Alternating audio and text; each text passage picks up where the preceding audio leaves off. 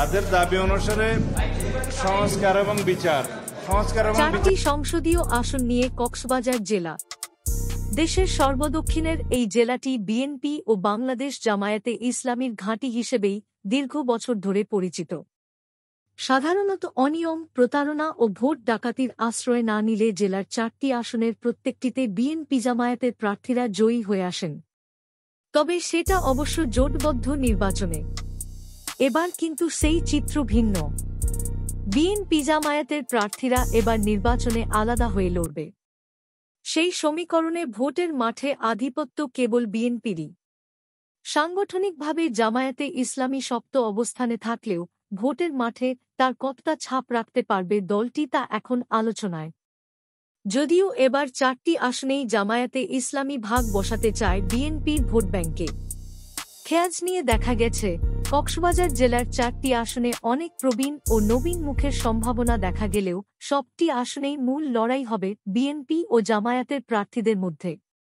এছাড়া জুলাই বিপ্লবের নেতৃত্ব দেওয়া শিক্ষার্থীদের রাজনৈতিক দল জাতীয় নাগরিক পার্টি, এনসিপি, আমার বাংলাদেশ পার্টি, নেজামে ইসলাম পার্টি কিংবা অন্য কোনো সমমনা দলের নাম থাকলেও ভোটের মাঠে তেমন তৎপরতা নেই। এদিকে দেশের অন্য জেলাগুলোতে আসনভিত্তিক প্রার্থিতার জন্য অনেক নতুন পুরনো মুখ দেখা গেলেও সেখানেও কিছুটা ভিন্ন কক্সবাজারে। এখানে বিএনপি ও জামায়াতে ইসলামীর প্রার্থী ছাড়া তেমনভাবে বেশি প্রার্থী দেখা যাচ্ছে না। চারটি আসনে এখন পর্যন্ত 10 থেকে 15 জনের নাম শোনা যাচ্ছে।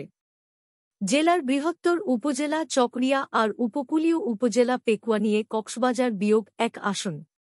আসনটিতে রয়েছেন বিএনপির হেভিওয়েট প্রার্থী সালাহউদ্দিন আহমেদ। তিনি বিএনপির সর্বোচ্চ নীতি নির্ধারণী ফোরাম জাতীয় স্থায়ী কমিটির সদস্য এবং এই মুহূর্তে দলটির মুখপাত্রের দায়িত্ব পালন করছেন।